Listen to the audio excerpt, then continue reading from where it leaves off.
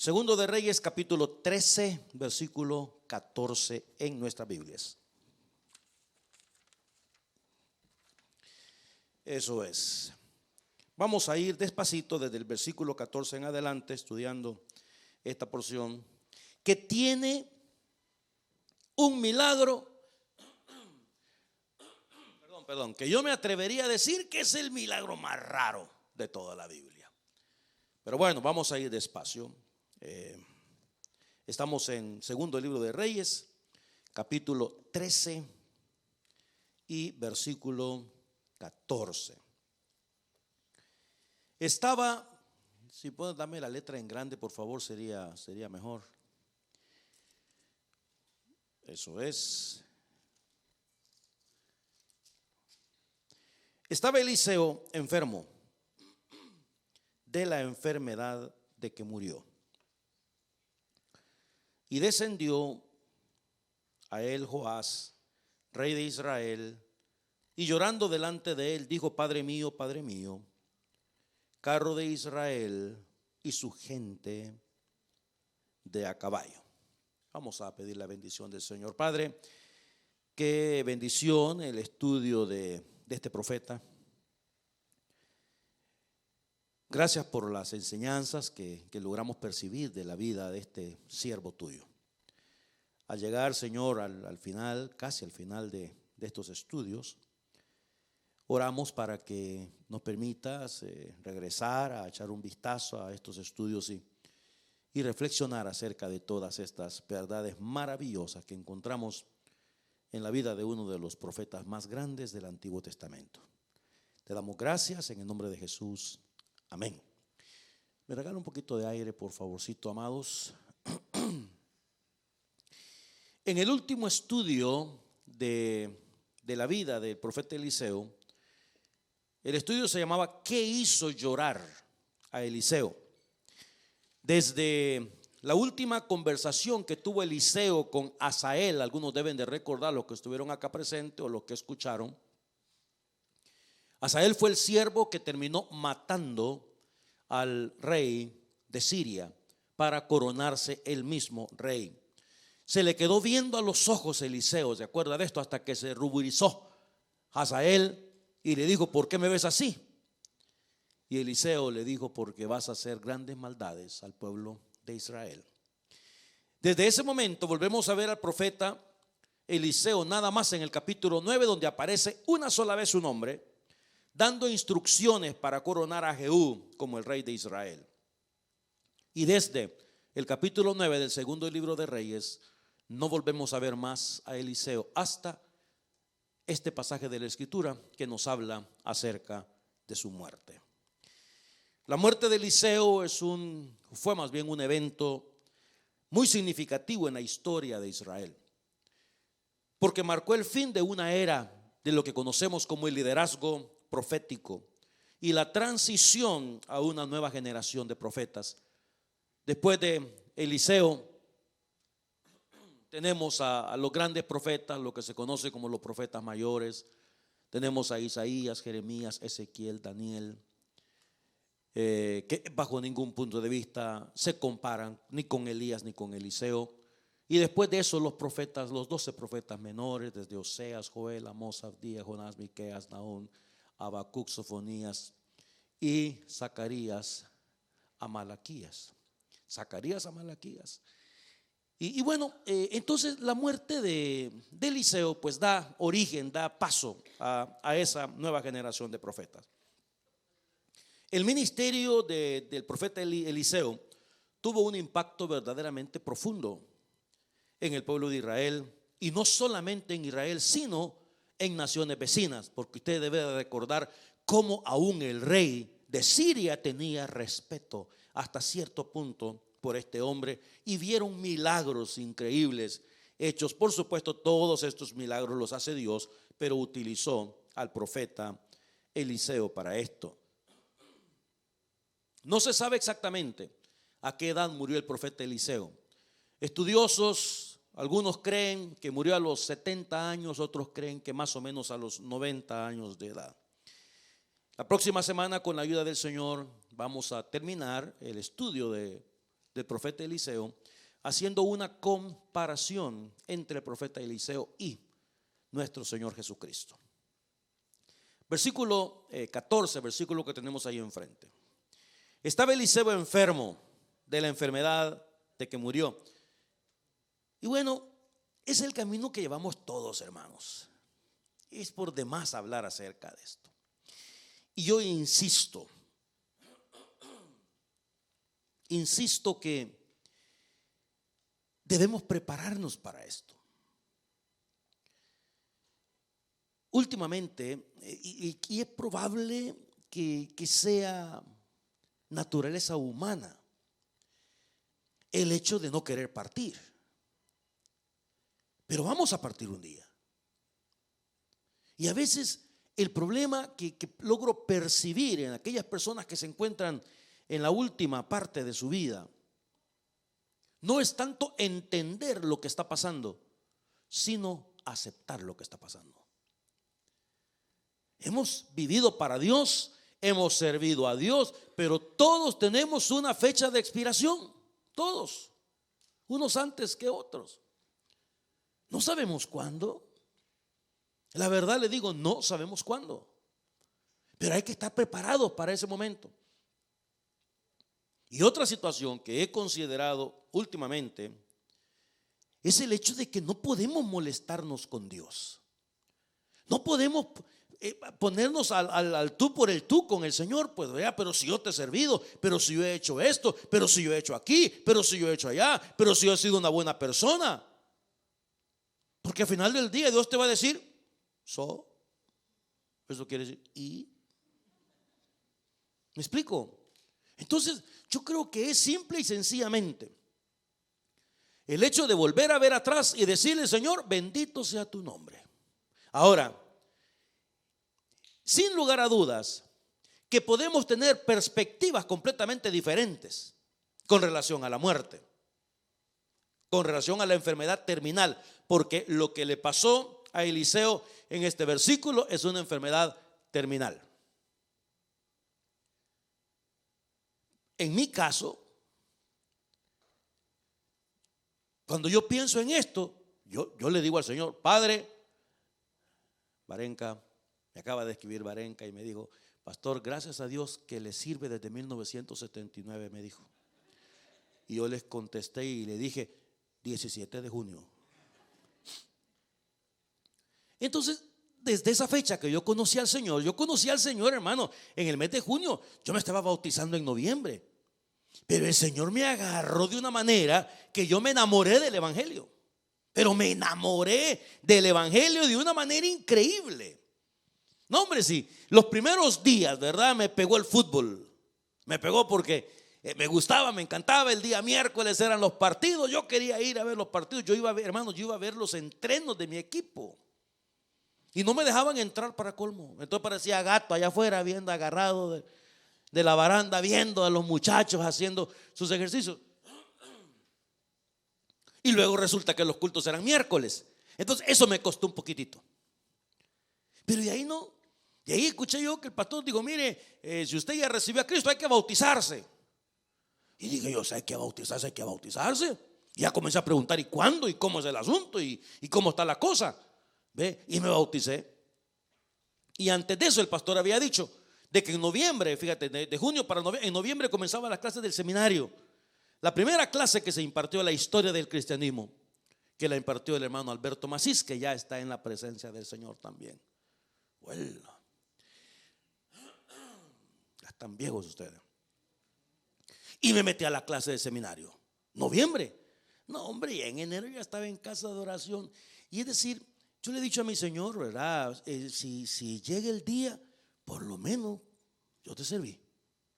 Me siento satisfecho. Quizás no de la manera como me hubiera gustado servirle a Dios, ¿verdad? Con sus obstáculos, con sus situaciones en el camino, pero por lo menos ha sido una vida de servicio al Señor.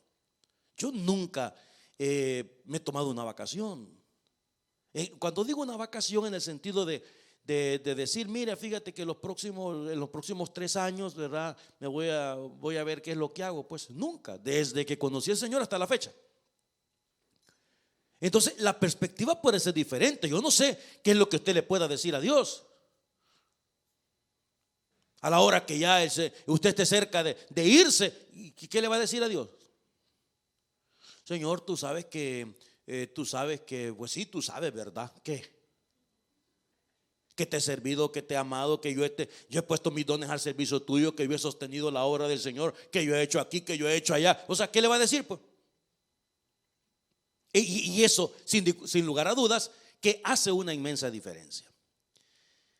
El rey de Israel, Joás, a pesar de que no era un hombre tan santo y que siguiera las indicaciones del Señor, se dio cuenta que el profeta estaba enfermo. Entonces decidió venir a visitarlo. Y se conmovió el rey y lloró al ver al profeta, al ver su condición. Lloró el rey. El príncipe de los pastores, como se le conoce a Charles Spurgeon, este predicador de los 1800, dijo lo siguiente: busquemos vivir de tal manera que incluso los hombres impíos nos extrañen cuando nos hayamos ido. Interesante eso. Tratemos vivir de tal manera que aún los hombres impíos nos extrañen cuando hayamos partido. El rey Joás repitió la misma frase que dijera el profeta Eliseo cuando partió Elías: carro de Israel y su gente de a caballo. En el versículo siguiente, versículo 13, esto me sorprende. Imagínate, el hombre se está muriendo. Llega a verlo el rey. Y es que este versículo me demuestra a mí que el ministerio, ¿cuándo se termina? Nunca. Imagínate. Viene a ver al profeta, llora y le dice a Eliseo: toma un arco y unas saetas. O sea, el rey a lo mejor le dijo: no, Eliseo, una sopita, tomate, ¿verdad? Ya deja tranquilo el trabajo. No, toma el arco y unas saetas. Entonces tomó el arco y tomó unas saetas el rey. La misión nunca se termina, porque nunca dejamos de ser creyentes. En el versículo 16 dice: luego dijo Eliseo al rey de Israel: pon tu mano sobre el arco. Y puso él su mano sobre el arco. Entonces puso Eliseo sus manos sobre las manos del rey y le dijo: abre la ventana que da hacia el oriente. Y cuando él abrió, dijo Eliseo: tira. Y tirando él, dijo Eliseo: saeta de salvación de Jehová y saeta de salvación contra Siria, porque herirás a los sirios en Afec hasta consumirlos. Recordemos que las guerras entre Israel y Siria nunca en la santa vida han terminado. Y tenemos ahora prácticamente la última profecía del profeta hacia el rey de Israel: vas a vencer a los sirios. Ahora, aquí pasó una cosa en estos siguientes versículos que es un poquito extraña. Digo, por lo menos para mí. Mire usted, y después de eso le volvió a decir el profeta: toma las saetas, las flechas. Luego que el rey de Israel las hubo tomado, le dijo: golpea la tierra con las saetas. Y él la golpeó, ¿cuántas veces? 3 veces. Y se detuvo. Entonces el varón de Dios se enojó porque golpeó la tierra 3 veces. Y le dijo: al dar 5 o 6 golpes, hubiera derrotado a Siria hasta no quedar ninguno. Pero ahora solo 3 veces derrotarás a Siria. Bueno, un momento. Notemos que el profeta nunca le dijo al rey cuántas veces tenía que golpear la tierra. Le dijo: golpea la tierra. El hombre la golpeó 3 veces, pues. Solo 3. Pero es que hay ciertas cosas que son, entre comillas, tricky, diríamos. Porque ¿se acuerda usted cuando el profeta le dijo a aquella mujer: ve y consigue vasijas? Es probable que la mujer le dijo: ¿y cuántas? ¿Y cuál fue la respuesta? No pocas. No hay una cantidad. Al rey le dijo: golpea la tierra. Golpea la tierra. La golpeó 3 veces y se enojó el profeta. Y le dijo, si lo hubiera golpeado 5 o 6 veces, te hubieran entregado a Siria por completo. No hubiera quedado ninguno, pero como solamente lo golpeaste 3. Eliseo se enojó. Tenías que golpear el suelo más veces, 5 o 6 golpes, pero el rey no sabía. Por haber golpeado el suelo 3 veces, el rey tendría 3 victorias solamente sobre Siria. Algunas personas, yo he escuchado sermones de esto, que quieren espiritualizar este versículo y lo quieren comparar con la oración. Y muchos he escuchado a tantos predicadores que dicen, ¿cuántas veces tiene que orar usted por algo? ¿Y cuántas veces usted dejó de orar? Por ejemplo, si usted estaba orando por un hijo para conversión y en lugar de que el chamaco muestre arrepentimiento, se pone más diablo que otra cosa, entonces usted deja de orar, ¿verdad? Y esa espiritualización yo la he escuchado cantidad de veces. Versículo 20. Y murió Eliseo y los sepultaron. Entrado el año, vinieron bandas armadas de moabitas a la tierra. La Nueva Traducción Viviente dice de esta manera en ese versículo, para que comprenda un poquitito mejor. Después Eliseo, gracias papá, murió y fue enterrado. Notemos que dice enterrado. Y unos grupos de saqueadores moabitas solían invadir el país cada primavera. Y el siguiente versículo es el milagro, hermanos, más curioso, más extraño y sin ninguna explicación en toda la Biblia. Entonces hubo un día, mientras unos israelitas enterraban a un hombre. Veamos la versión 60, por favor. Aconteció que a sepultar unos a un hombre, súbitamente vieron la banda esta de armada que venía de los moabitas, y del susto, porque los iban a matar, arrojaron el cadáver en el sepulcro de Eliseo. Y cuando llegó a tocar el muerto los huesos de Eliseo, revivió y se levantó sobre sus pies. Ay, Dios mío. ¿Usted ha visto alguna cosa así?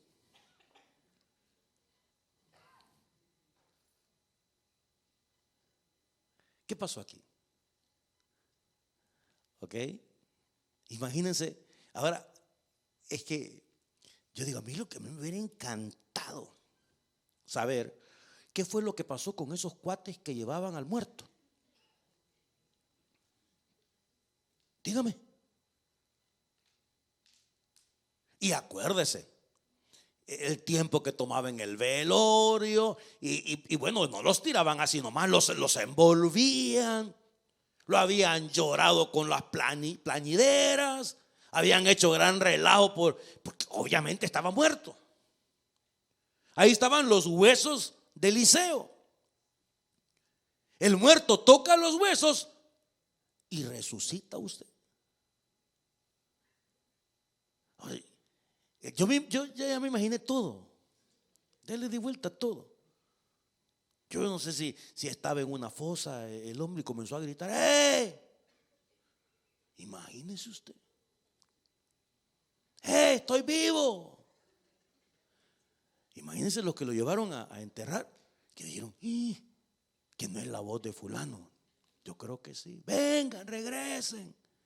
Hermano, ahora, bueno, por eso digo, un milagro curioso, un milagro extraño, y no hay más. Digo, nos podemos dar la explicación que querramos, pero no está en la Biblia. Ahora, una cosa importante que debemos comprender es que no hay huesos milagrosos. ¿Ok? No hay razón por la cual creer esto. La otra situación es que no existía en la persona de Eliseo el poder para hacer milagros. El poder viene de Dios, ya lo dijimos claramente. Pero aún muerto, Eliseo seguía obrando milagros. ¿Y sabe usted que aún muertos podemos, en el nombre del Señor, seguir haciendo milagros? Yo les he comentado a ustedes que que yo conocía a una persona que tenía una casa bien, bien grande. Y la persona estaba ya prácticamente en sus últimos años de vida. Y yo le decía, ¿y usted qué va a hacer con esta casa? Me dice, no, pues yo no sé, se la voy a dejar a mis hijos. Los hijos, todos un atajo de inconversos marihuanos. Los hijos. Y él creyente. Y yo le decía, pero ¿cómo le va a dejar esta casa a sus hijos por amor de Dios? En primer lugar, sus hijos se van a matar. Él me decía, oye David, mis hijos para mi cumpleaños ni siquiera me hablan por teléfono para decirme, perro, ¿cómo estás? Ni siquiera eso. Y le digo, y aún así usted le quiere dejar, no friegue, hombre. Entonces yo le decía, deje esta casa para un orfanato cristiano. ¿Sabe qué? Muerto usted, su nombre se va a seguir recordando por esos jovencitos y esos niños que van a conocer a Jesucristo en este lugar. Pero no. El hombre terminó dejando la casa a sus hijos y como que le había profetizado, los hijos se pelearon por la casa, la terminaron rematando. Hoy la casa pertenece a otra persona y los hijos siguen tan acabados como fueron siempre.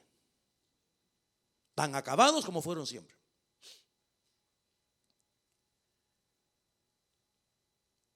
Aún muertos, hermano, podemos seguir predicando el evangelio. Y sabe usted que a mí me llena de emoción, por ejemplo, cuando yo escucho, hay una cantidad de predicadores que ya murieron, como Charles Spurgeon, por ejemplo, y otros predicadores, R.C. Sproul, por ejemplo, me encanta muchísimo. Son personas que ya están en la presencia del Señor, pero yo escucho un sermón de estas personas que ya partieron y bendice mi vida. Y le digo a Dios, Señor, te doy gracias, porque esta gente aún muerta siguen predicando el evangelio. Y no solamente, no es un evangelio muerto. Y no es un evangelio que, no, es un evangelio como si usted estuviera a la persona enfrente de usted predicándole. Hay tantas maneras de dejar un legado espiritual, tantas formas. Y el mejor legado espiritual que podemos dejar es que nuestros hijos sigan en los caminos del evangelio. De ahí la importancia de preocuparse. A mí me fascina, me encanta cuando yo veo padres que traen a sus hijos a la casa del Señor, donde saben que en su casa, cuando están pequeños, ya grande mi hijo, ahí que Dios los bendiga, pero hay pequeños en casas donde no se pregunta y vamos a ir a la iglesia hoy, sino que ya se sabe que vamos a la casa del Señor. Ya se sabe, donde hay principios, donde hay valores, donde no hay nada más importante que el evangelio. Nada. Yo jamás he faltado a la iglesia porque uno de mis hijos cumple años en mi vida. Y les digo, si vamos a celebrar a partir un pastel, al fin y al cabo yo ni trago pastel. Lo hacemos después del culto y lo hemos hecho así y nadie pregunta por qué. Nadie. Si cae día domingo, jamás en la vida, jamás en los 40 años y pico que tengo en el evangelio, nunca hemos dicho, vamos a hacer esto antes de, jamás. Y no lo digo, y no es una carga, hermano, no es una cosa que, y yo, no, ni papas. Yo el domingo estaba enfermo aquí en la iglesia, pero ¿sabe qué? O sea, a mí yo agradezco a cada uno de ustedes, ¿verdad? No sé si es porque no me quieren ver, pero quédese en la casa, pastor, descanse. No sé por qué me estaban diciendo todo eso. Pero yo vine, ¿sabe por qué? Porque a mí me da vida estar aquí. Yo sabía que no iba a predicar, iba a escuchar a mi hermano Enrique, que estaba bien despierto ese día, así como está ahora. Me explico. Pero yo quiero. Y no es carga para mí. Yo me levanté, yo me bañé y esto y lo otro, y mi familia me decía, ¿y va a ir a la iglesia? Le digo, sí, quiero ir. Aunque a las 4 de la mañana estaba despierto el domingo para ir al parque, pero tenía un gato aquí adentro, entonces dije, no vaya a ser que crezca este gato chuco. Y es así, aún muerto nosotros podemos dejar un legado, especialmente cuando pensamos en el evangelio. Y mira, esta iglesia, en el nombre del Señor, vamos a dejar un legado en esta ciudad. Porque el templo que vamos a levantar es para la gloria de Dios. Por generaciones por venir. Generaciones por venir. Igual que este templo en el que estamos ahora. Hace 60 años que se levantó este templo. La estructura de este templo ya se está cayendo. Por eso nos vamos. Hay que buscarle el lado positivo a la cosa. Que de hecho hace 2 años se le pagó a un ingeniero estructural para venir y ver cómo estaba la cosa y nos dijo un par de cosillas ahí. Pero ¿usted cree? La familia, las personas que pusieron su dinero para que se levantara este templo, ¿usted cree que lo hicieron teniéndolos a ustedes en mente? Si alguien les hubiera dicho a esa gente, mire, un día los latinos van a hacer pupusas aquí. Dice, ¿pupu qué? What the heck? No way. ¿Pero qué? Cuando se levanta, por eso, cuando alguien me dice a mí, we own the building, me hierve la sangre, sinceramente. Una sangre santa, pues me hierve. ¿Por qué? Porque si es del evangelio, es de Dios. Una iglesia se levanta para la gloria del Señor. En Estados Unidos, muchas partes de Estados Unidos, yo conozco hubo una esquina en Huntington Park, una iglesia que tenía 1,5 cuadras, hermanos. Los hermanos americanos, mire, iban encogiéndose y cada vez menos y cada vez menos. Pero llegó una iglesia hispana a ese lugar, pujante, con una efervescencia espiritual maravillosa, ganaban almas, comenzaron a crecer.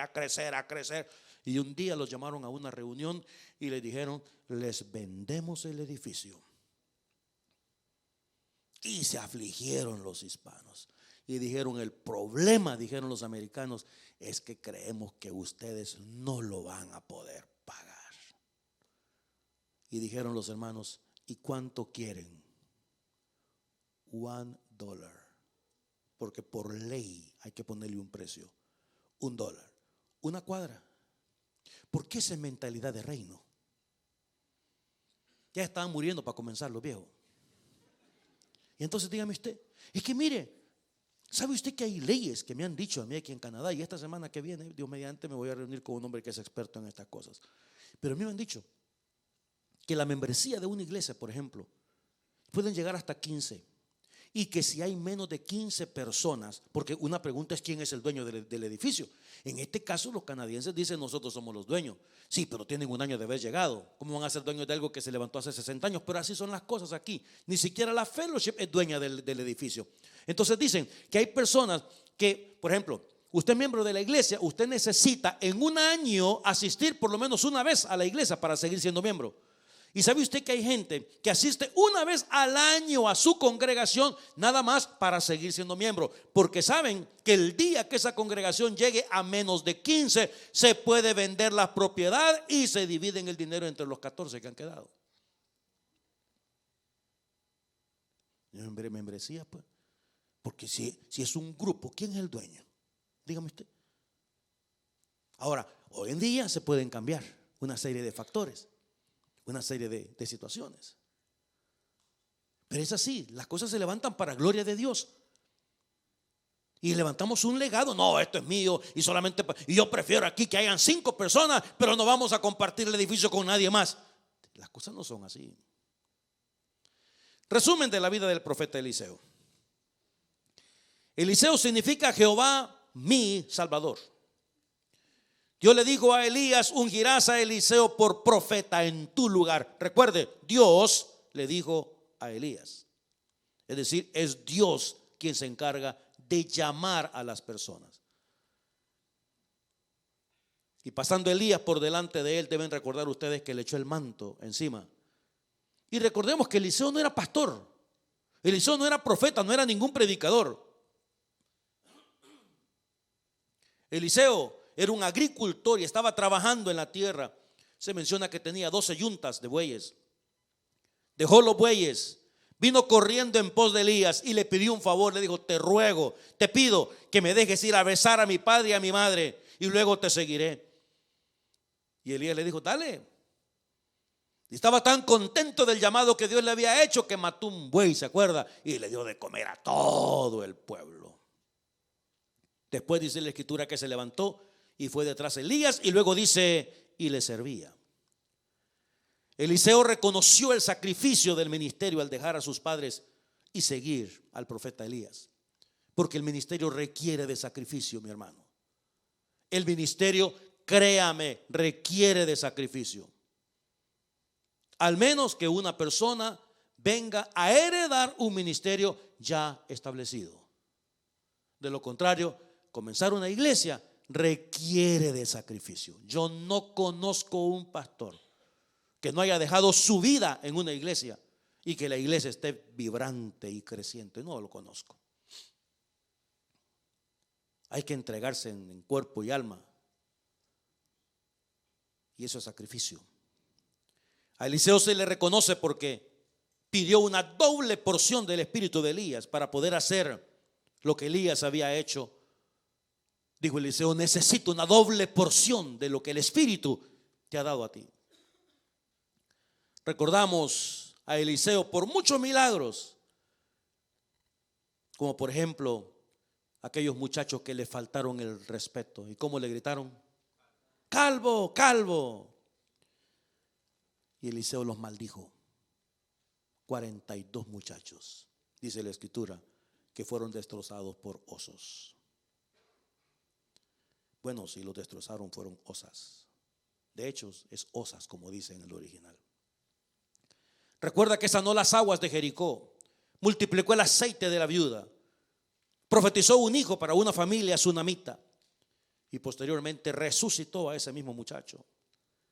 Eliseo también quitó el veneno de una olla de guisado, multiplicó 20 panes de cebada para alimentar a 100 hombres, sanó de lepra al general Naamán, general sirio. Hizo que la cabeza de un hacha pesada flotara. Aconsejó a reyes.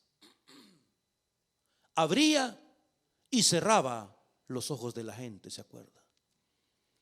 Señor, abre los ojos al siervo. Le abría los ojos.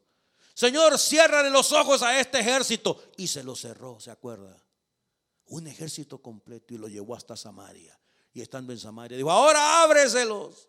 Y los abrió. Y tenían al ejército israelí enfrente. Y dijo el rey al profeta: ¿los matamos? No, señor, denle de comer al ejército. Dijo: de comer, denle de comer y de beber. ¿Y después qué hacemos? Los mandan de regreso para Siria. Era increíble el profeta. Pero eso hizo de Eliseo ser el hombre que era, el hombre de Dios. Castigó la mentira y la avaricia de Giesi, su siervo, por haberle faltado.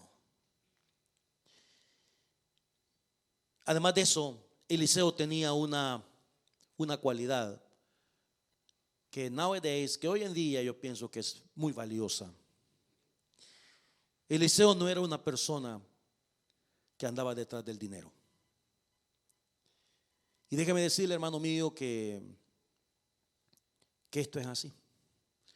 Hace unos días yo veía un programa en redes sociales de un pastor, y ahí está, que dijo estas palabras: yo tengo la casa más grande del estado, y mencionó el estado en el que él vive. La más grande, dicen mis abogados, que no hay una casa más grande que la mía en todo el estado, y menciona el estado. Es un pastor. Luego se juntan dos pastores frente a una inmensa congregación y dicen: ¿saben qué tenemos en común nosotros? Y dice: we own jet. Y dice: jets. Somos dueños de aviones. Mira, yo entiendo cuando un pastor, bueno, ¿verdad? Uno de ellos estaba pidiendo $100 millones hace poco para comprar un jet más moderno. Yo sé de pastores, ¿verdad? que tienen casas de perros con aire acondicionado y con calefacción. Yo sé de eso. Hay libros que hablan acerca de eso. I Was Wrong, se llama uno de ellos, un libro bien grueso. Este hombre llegó a parar a la cárcel porque fue tan avaro, pero tan avaro, que quería manejar la iglesia como se maneja un negocio del mundo. Entonces, ¿sabe qué fue lo que hizo? Comenzó a buscar financistas inconversos para que vinieran a manejar la iglesia, el cuerpo de Jesucristo. Eso no funciona así. Eso no funciona de esa manera. Y si alguien pudo haber sido riquísimo, fue el profeta Eliseo. ¿Se acuerda usted la cantidad de regalos de oro, de plata que le mandaban a dejar? Y el hombre dijo: llévate tus cosas. Yo no quiero que el rey de Siria vaya a decir o vaya a pensar: llévenle un regalito, hombre, para que les haga el milagro. Las cosas no son así. Este hombre dijo que si Jesús viviera, estos pastores, viviera en nuestros tiempos, dijo, no andaría en un burrito, andaría en un Rolls Royce. Fue lo que él dijo. Como si Jesús no se pudiera trasladar de un lugar a otro sin necesidad de subirse a un carro. Entonces hay una distorsión con relación al dinero. Y no solamente eso, hay una distorsión. Y yo no quiero entrar en esa materia porque yo no soy muy dado ni muy amigo de instituciones ni de asociaciones de ningún tipo. ¿Por qué? Porque ya tengo años en esto y conozco las grandes injusticias que hay. He conocido pastores humildes, que le han pedido a una asociación religiosa muy conocida que ellos quieren salir y quieren ir a misionar, quieren ser misioneros en una parte del mundo. Y les han hecho exámenes psicológicos 1 vez, 2 veces, 3 veces, 4 veces. Y les han dicho: no están listos, no están preparados, no están preparados. Pero conozco a un pastor que tiene influencia y va a la misma asociación y le dice: quiero que me manden a esta persona a trabajar conmigo. Y 1 semana más tarde esa persona está trabajando ahí. ¿Cómo se llama eso? Dígame usted. Y estas cosas pasan. Yo no me quiero meter en esta situación, pero Dios es nuestro testigo que hemos tenido que vender latas, pues, y dígame, placas de personas que ya pasaron a la presencia del Señor. Usted dijo: pastor, que le trae, aquí está, mire, ve, le sirvo. Para poder salir adelante, para pagar cuando estas personas viven en casa. Y yo no quiero dirigirme a ellos, criticarles. No, tienen ministerios inmensamente prósperos, pero inmensamente prósperos. Uno de ellos estaba mostrando, llevó a su garage a un reportero y en su garage mostró la cantidad de carros que tiene, y solamente en carros tenía $22.5 millones en carros nada más. Es la teología de la prosperidad. Es lo que la gente les da para los ministerios. Eliseo pudo haber sido esa persona. ¿Dónde vivía Eliseo? En la casa de una señora que lo veía pasar. Lo veía pasar y le dijo al marido: mira, ese hombre es un hombre de Dios, es un varón de Dios. ¿Por qué no le construimos un cuartito aquí en la casa, hombre? Le ponemos una mesita, una silla, una lámpara. Y el marido dijo: sí, vieja, dale, hacelo, pues no hay ningún problema. Y lo hizo y se vino con su siervo. El último regalo que le estaban dando, 40 camellos, ¿se acuerda? Es decir, el hombre podía ser multimillonario en aquellos dorados tiempos. Sin embargo, no vemos a este hombre detrás del dinero. Y esa es una de las grandes maravillas de su temperamento, de su carácter. El profeta Eliseo fue un fiel siervo de Dios que se dejó usar por el Señor. Y después del profeta Eliseo no se volvió a levantar otro profeta como Elías y Eliseo. Se acabó el tiempo de esos. Ya no hay más después de Elías, después de Eliseo. Ahora vienen los otros profetas en tiempos determinados con ministerios completamente distintos, ministerios completamente diferentes. No era vidente el hombre, simplemente se dejó usar. No tenía poder, simplemente se dejó usar. Las maravillas que hizo no fueron en su nombre, fueron en el nombre de Jehová, Dios de los ejércitos. Procuró darle a Dios la honra, procuró darle a Dios la gloria. Y no solamente eso, sino yo me pregunto, ¿qué pasó con la escuela de pastores que tenía? ¿Se acuerdan de los profetas? La escuela de los profetas. Modelaron el camino. Los tiempos en los que vivió Eliseo fueron tiempos difíciles, de reyes paganos, porque la parte de ministerio de Eliseo tuvo que ver con el norte de Israel, las 10 tribus, esos reyes malos de donde venía Acab, el rey más malo. Y el hombre se mantuvo firme, se mantuvo fiel. Habló con reyes y le dijo a los reyes lo que Jehová mandaba decir. Lo quisieron matar en varias oportunidades, pero él sabía que había un ejército mucho más grande que estaba ahí para cuidarlo y para guardarlo. Ya no se ven hombres como estos. Ya no se ven. Un vidente como el sol. Un siervo fiel que se dejó usar por el Señor. Vamos a orar, demos gracias. Padre querido, te damos gracias por la vida de este profeta maravilloso, profeta Eliseo.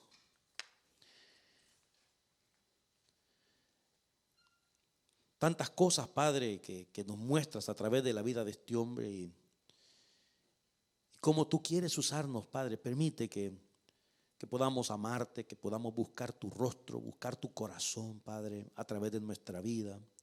Doblegar nuestras almas delante de tu presencia, Señor, y entender estas maravillas tan preciosas. Permite que podamos dejar un legado espiritual en nuestra vida, de tal manera, Señor, que aún ya muertos podamos seguir bendiciendo almas.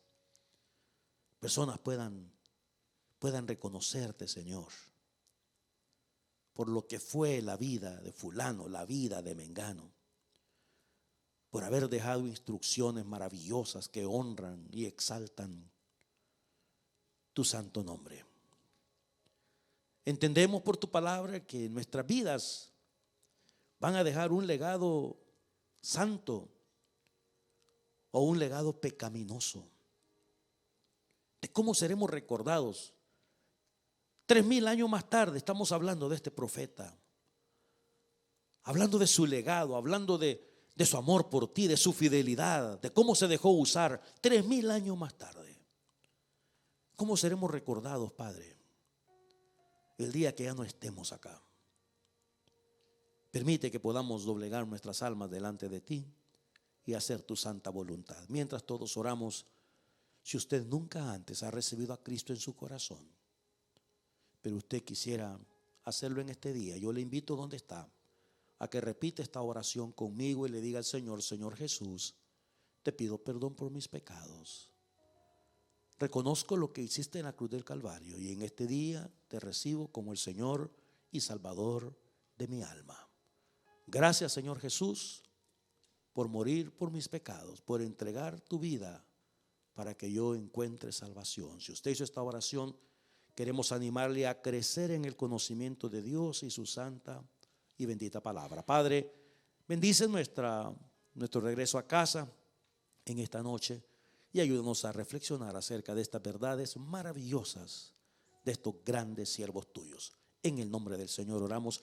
Amén y amén. Muchas gracias por ver este video. Espero que haya sido de mucha bendición a su vida espiritual. Si le gustó, denos un like, compártalo con otras personas, suscríbase a nuestro canal y para recibir notificación de nuevos sermones, hágale clic a la campanita. Que Dios les bendiga.